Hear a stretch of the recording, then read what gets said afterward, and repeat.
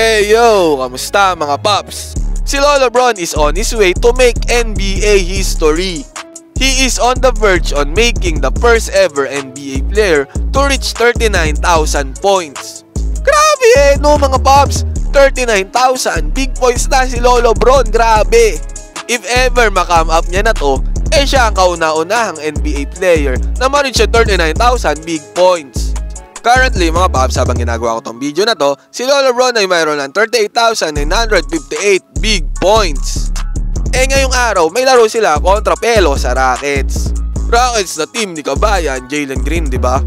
Kailangan na lang ni LeBron ng 42 points para ma-reach niya na 39,000 points. Ngayon mga paps, ang Rockets ay pang-anim sa standings. Mayroon silang standing na 6-4, samantalang ang Lakers naman ay pang-7 sa standings at mayroon silang standings na 7-6. Kaya asahan natin na ang laban mamaya ay talagang dikdikan. Sa time na mapanood nyo to mga paps sa time na mapanood mo to paps, baka tapos na yung laban ng Lakers at Rockets. Paki-comment na lang dyan sa baba kung na-reach na ni LeBron yung 39,000 points kasi 42 points na lang talaga, marireach na yung 39,000 mark Di na imposible kay LeBron yan, umi-score nga ng 60, 70, 50 points Yung 42 points talagang possible na possible at kayang-kayang i-achieve ni LeBron.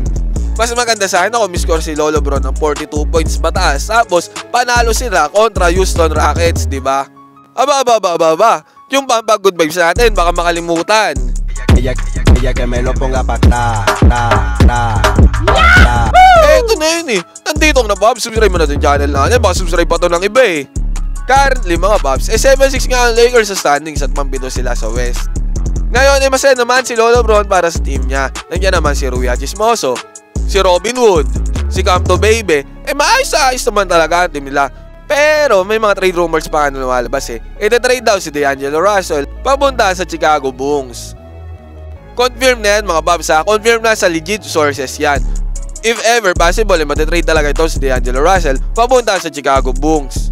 Na-upload ko na mga Bobs yung blockbuster trade na yan, yung mga details Pakipanood na lang dyan kung gusto mo. Samantala sa kabilang banda naman mga Bobs, ang Baby Bra Warrior 6'8 na.